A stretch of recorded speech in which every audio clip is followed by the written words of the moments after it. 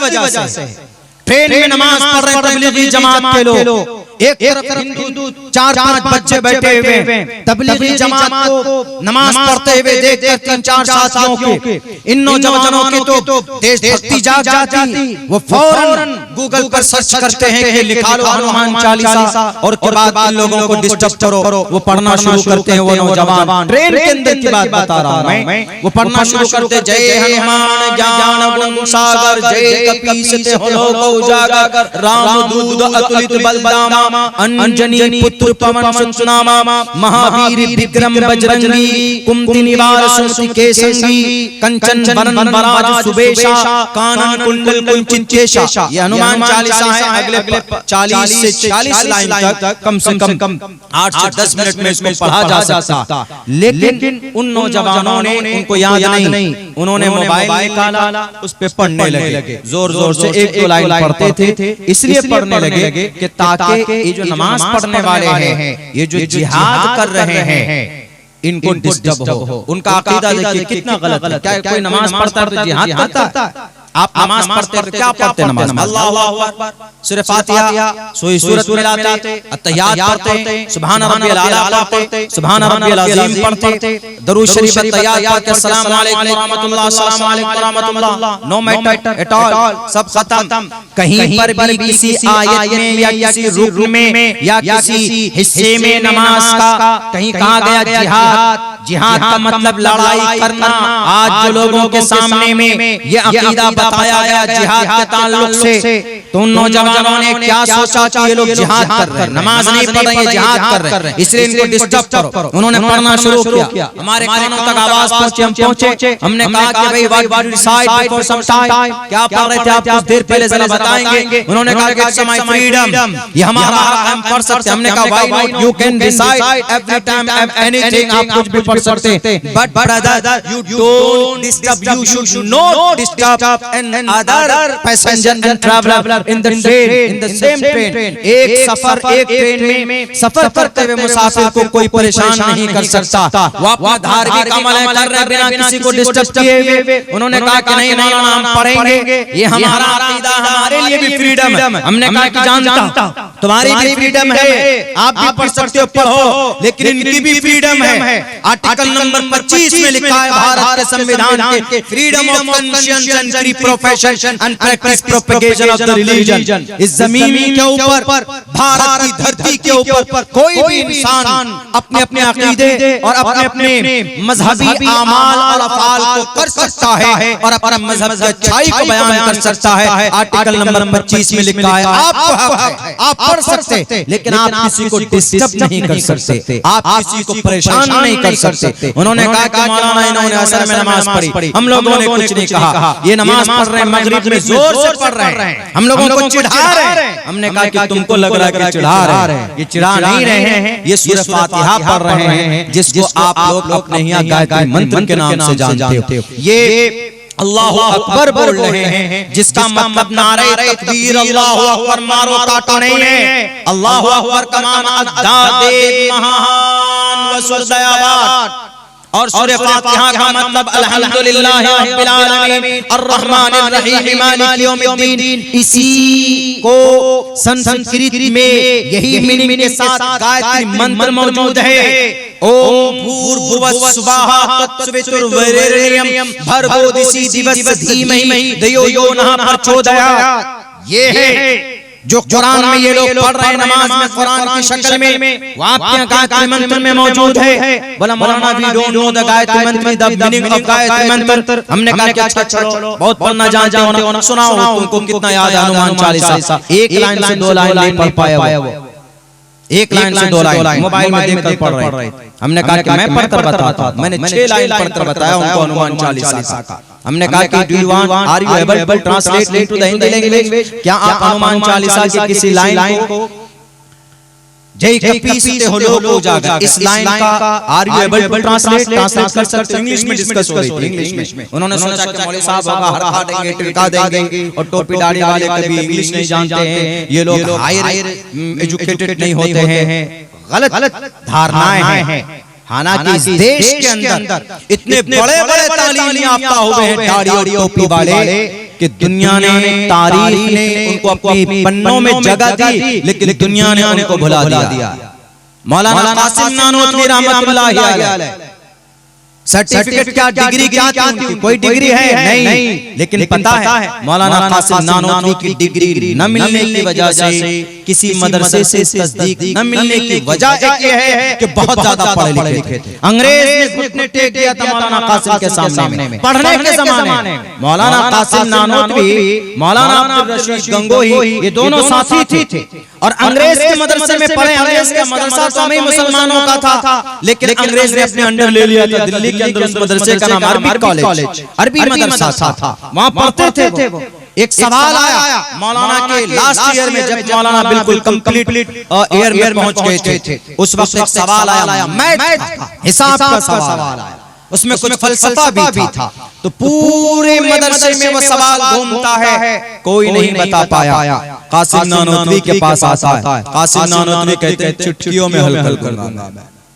बड़े sharp mind, आलिम दीन, रोटी और दाल खा कर तालीम हासिल करने वाले तालीमी एतबार से बड़े मजबूत होते, और जो तालीम में मेहनत करता उस कौम को दुनिया के अंदर कोई नहीं दबा सकती है। तालीम से आप आगे बढ़ सकते हैं। मौलाना कासिम ने कहा कि अंग्रेज का सवाल है, मैं हल करता हूं। 6 मिनट के अंदर मौलाना कासिम नानोतवी ने उस फलसफे का, उस हिसाब का, उस मैथ का सवाल हल कर दिया। अंग्रेज ने कहा कि हाउ शार्प माइंड बॉय, ये इतना ज़हीन बच्चा है।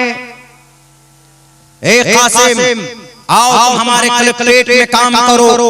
मौलाना कासिम ने कहा कि ये कलेक्ट्रेट जिनको वजूद में हज़रत उमर फारूक ने लाया, वहां तुम कामयाबी समझते हो कि अगर हम काम करेंगे कासिम नानोतवी को नौकरी मिल जाएगी। तो पता मौलाना कासिम नानोतवी ने क्या कहा, मुझे तुम्हारी नौकरी नहीं चाहिए, और सुन लो अंग्रेज, मैं तुम जैसे जालिम से इस देश को आजाद कराऊंगा। कहा अच्छा तुम हवा पहलवान आजाद कराओगे।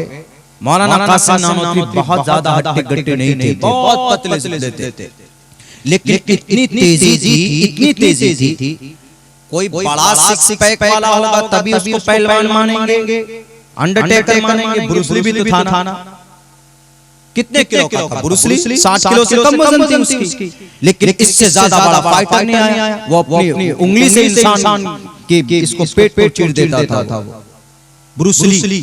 शायद चाइना वगैरह का होगा, वहां का था। मौलाना कासिम ऐसे पतले दुबले थे, लेकिन इतने शार्प थे, इतने तेज थे कि शामली के मैदान में तलवार ऐसी चलती थी मौलाना कासिम नानोतवी की कि हम और आप लोग तो तलवार नहीं उठा पाएंगे।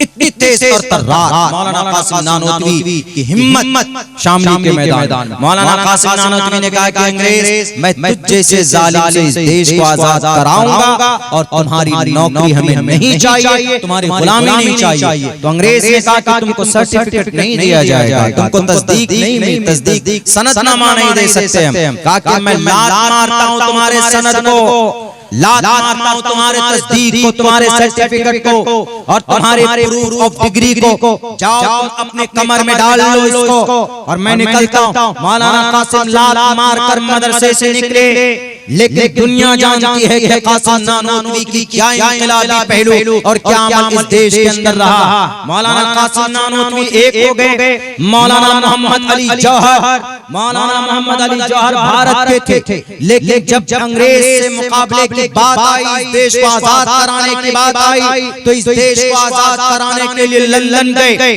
और लंदन में अंग्रेज से कहा, वहां के हेडक्वार्टर में ब्रिटिश गवर्नमेंट से कहा कि अंग्रेज मेरे भारत को छोड़ दे, जब तक मेरे भारत को आजाद नहीं करेगा मैं भारत की धरती पर कदम नहीं रखूंगा, मैं यहीं पर बैठकर अपनी जिंदगी खत्म कर दूंगा, मैं मर जाऊंगा यहीं पर, और अगर मेरी मौत हो जाए तो 2 गज जमीन दे देना मुझे, यहीं पर दफन कर देना, लेकिन गुलामी वाली सरजमीन पर नहीं जाऊंगा। कौन थे मौलाना मोहम्मद अली जौहर? मदरसे के पढ़े लिखे तालिब इल्म थे, मदरसे के अंदर एक गुरु ज्ञानी थे मौलाना मोहम्मद अली जौहर। आखिर उनकी मौत हो जाती उसी सफर में। भारत के अंदर मौलाना मोहम्मद अली जौहर की कब्र नहीं है, मौलाना मोहम्मद अली जौहर की कब्र मस्जिद अक्सा फलस्तीन के अंदर है। वो इस वजह से उस जमीन से बहुत मोहब्बत करते थे। जब उनकी मौत होती तो लोगों ने कहा कि खिलाफत कमेटी ने फैसला किया कि इनको मोहब्बत थी बहुत ज्यादा बैतुल मक़दिस से और फलस्तीन की जमीन से, क्योंकि फलस्तीन की जमीन पर सबसे ज्यादा अंबिया को अल्लाह तबारक व तआला ने भेजा और पैदा किया। कुछ तो मुहाजिर हिजरत करके पहुंचे और कुछ लोगों को कुछ अंबिया को वहां पर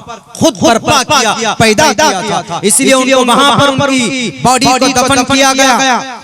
ये महान लोग थे इस्लाम के प्लेटफॉर्म पर। ऐसा नहीं कि कोई हम मुसलमान जाहिल कौम आज की तरह थे, नहीं। आज हमारा बच्चा अलग दिशा में जा रहा है, वो अलग बात। हमारे बच्चों की जवानी अलग चीजों में गुनाहों के अंदर है, वो सिर्फ इस वजह से कि हम गार्जियन लोग, हम पेरेंट्स लोग केयरलेस हो गए हैं, उनकी रहनुमाई और रहबरी नहीं करते। हम अपने बच्चों के लिए लाजिम नहीं करते कि तुमको पढ़ना, तुमको तालीम हासिल करना। तो उन बच्चों से हमने कहा कि बेटे I know lot of your ग्रंथ, हमने कहा कि तुम्हारे ग्रंथ को मैं जानता और मैं अपने ग्रंथ का एक तालिब इल्म तो हूँ, लेकिन आपके ग्रंथ को भी मैं जानता हूँ। पता है वो बच्चा क्या कहता है? वो बच्चे यूं कहते हैं कि मौलाना हमें मजहब से, हमें अकीदे से, हमें धर्म से कोई लेना देना नहीं, लेकिन हम लोगों को कुछ हमारे सीनियर आते हैं, वो हमें आकर बताते हैं कि इस्लाम में ये अमल बुरा है, इस्लाम में नमाज पढ़ता है तो जिहाद करता है, इस्लाम में अजान दी जाती है तो इसका मतलब जिहाद है, इस्लाम के अंदर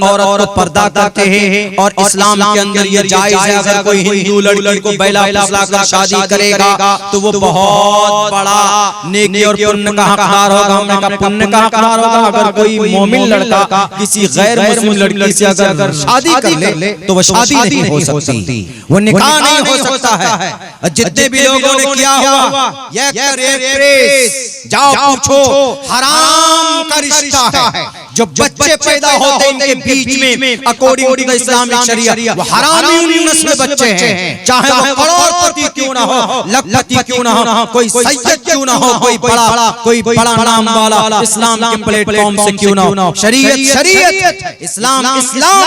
हमने कहा कि ये कहीं तक जायज नहीं है। अब तुम जो अकीदा बताते हो कि इस्लाम में नौजवानों को ट्रेनिंग दी जाती है कि हिंदू बेटी से शादी करो, ऐसा नहीं है। हमने कहा बेटी को इज्जत देते हैं हम, इस्लाम ने इज्जत दी है। अल्लाह के नबी ने कहा है बेटी के बारे में कि अगर तुम्हारे घर में कोई बेटी है सही परवरिश करो तो कल क़यामत में मेरे साथ तुम खड़े होगे। हमने कहा कि यही चीज आपके मंत्र में नहीं है, आपके मंत्र में तो लिखा यत् नार्यस्तु पूजन्ते रमन्ते तत्र देवता तत्र तास्तु न पूजन्ते न रमन्ते न तत्र देवता। जिस घर में बेटी की इज्जत हो उस घर में बेटी की, उस घर में ईश्वर आते हैं, और जिस घर में बेटी का सम्मान न हो उस घर में ईश्वर की कृपा नहीं होती। और भारत के हर धर्म की बेटी, हिंदू की बेटी हो, मुसलमान की बेटी हो, भारत की बेटी है वो दलित हो, आदिवासी हो, शूद्र हो,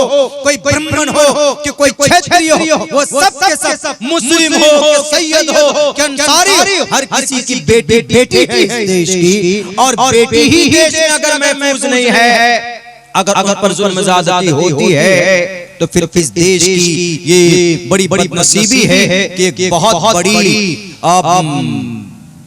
मासूम हमारी समाज की बेटियों को इज्जत नहीं दे पाते हैं। तो हमारे नए नस्ल को, नौजवानों को इसके ऊपर गौर करना होगा। तो मेरे नौजवानों, मेरे साथियों, तो ये जिहालत, उन जिहालत की वजह से उन्होंने कहा कि मौलाना हमारे आते हैं एक साहब, वो हमसे कहते हैं कि देखिए मुसलमानों का कुरान है, इसमें ये आयतें हैं, इसमें ये जुल्म ज़्यादती है, इसमें ये तशद्दुद है, इस आयत में, इस आयत में। हमने कहा कि सबको पढ़ के बताओ प्यारे। जब वो पढ़कर बताना शुरू किया, हमने उन आयतों को वेद की रोशनी में उनको बताना और समझाना जब हमने शुरू किया है, उनकी तब तक अंडरस्टैंडिंग, मिसकॉन्सेप्ट जो इस्लाम के ताल्लुक से था वो खत्म हुआ। मौलाना हम लोग कहीं पढ़े नहीं है, ये हम लोगों को बताया गया, हम लोगों को दिखाया गया। भारत के अंदर हमारे सनातन धर्मी भाइयों, मैं पढ़ता हूँ ऋग्वेद, यजुर्वेद, सामवेद, अथर्ववेद, तो आप भी पढ़ो। हिंदू मुसलमानों की लड़ाई वेदों में नहीं है, ये हिंदू मुसलमानों की लड़ाई देश के नेताओं के बीच में है। कुर्सी बचाने के लिए आप और हमें और आपको लड़ाते हैं। और नौजवानों, आपको खड़ा होना होगा। टोटल नौजवान जितने भी हैं हमारे देश के अंदर, हिंदू नौजवान हो कि मुस्लिम नौजवान, खड़ा होकर तालीम के मैदान में काम करना होगा।